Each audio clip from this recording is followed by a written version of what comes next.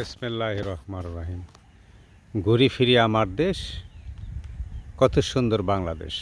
প্রিয় ভিউয়ার্স, আজকে আগস্ট মাসের 2 তারিখ।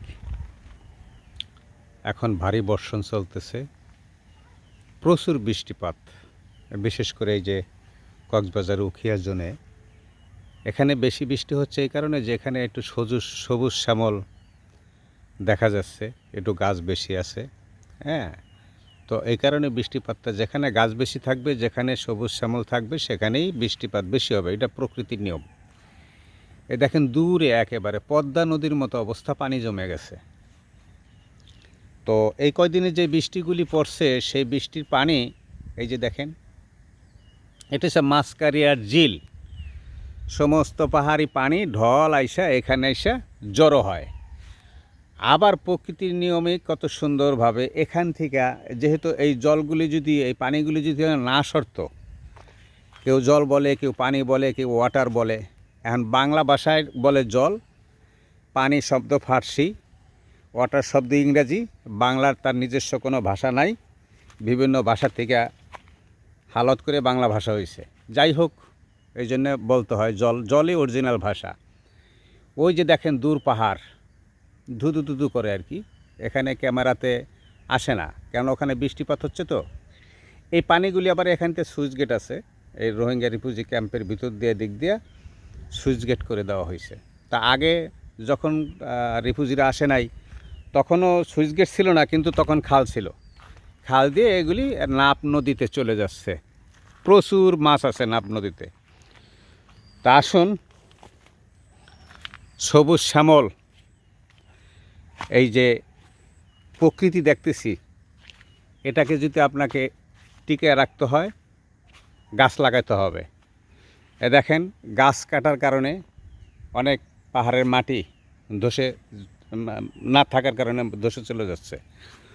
অর্থাৎ যখন বৃষ্টিপাত হচ্ছে, তখন এই মাটিগুলি ধুয়ে পড়ে যাচ্ছে।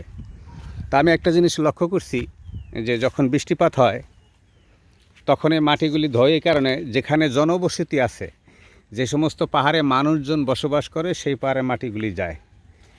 যেখানে পাহাড় তার নিজেরভাবে দাঁড়াই আছে, সে নিজস্বভাবে এই করে আছে, সেখানকার মাটি শক্ত। যে দেখেন হিদল পরে আছে, হিদল পরে আছে, কিন্তু অর্থাৎ প্রলেপ দেওয়া আছে, পানি অটোমেটিকলি চলে যায়। যখন মানুষের পদচিহ্ন পড়ে, তখন কিন্তু আপনার এই মাটিগুলি ধসে যায়। হ্যাঁ, তো ভাই একটা জিনিস কি, গাছ লাগাইলে, গাছ কাটলে গাছ পাওয়া যায়। গাছ লাগাইলে আবার গাছ হবে। কিন্তু এই যে আপনাকে, যে আপনার পৃথিবীর ভারসাম্য রক্ষা করার জন্য যে এই যে পাহাড় দিছে আল্লাহ, এটা কিন্তু লাগানো জিনিস না। পৃথিবী টিকে আছে প্যারাকের মতো। আল্লাহ কোরআনে আয়াতে বলছে, পৃথিবীটাকে পাহাড় পর্বত দিয়ে আমি ভারসাম্য, অর্থাৎ প্যারাক গেড়ে দেওয়া হয়েছে। হ্যাঁ, একটা নৌকা যদি আপনি এক সাইডে মাল বোঝাই করেন, আর এক সাইড কিন্তু ডুবে যায়। দেখেন, পৃথিবীর এক সাইডে পাহাড় যদি ধ্বংস হয়, তখন কিন্তু পৃথিবী, যেহেতু সায়েন্সে দেখি আমরা পৃথিবী গোলাকার, একদিকে কাইট হয়ে যাবে। অর্থাৎ প্রকৃতির ভারসাম্য যখন থাকবে না, তখন আমরা বলি গজব। এখন এই গজব কিন্তু আমরা নিজেরা নিয়ে আসি। তাই আসুন, আপনার আমার ছেলের সন্তানকে বাঁচাতে হইলে গাছের কোনো বিকল্প নাই। গাছ লাগান, দেশ বাঁচান। গাছ লাগান, অক্সিজেনের ফ্যাক্টরি করেন। যদি না করেন, আগামীতে আপনার সেই সিলিন্ডারের মতো অক্সিজেন কাঁধে নিয়ে ঘুরতে হবে। যে যেখানে থাকবেন, ভালো থাকবেন, সুস্থ থাকবেন, এবং আপনার প্রতিবেশীকে ভালো রাখবেন, নিজে ভালো থাকবেন, অন্যকে ভালো রাখবেন।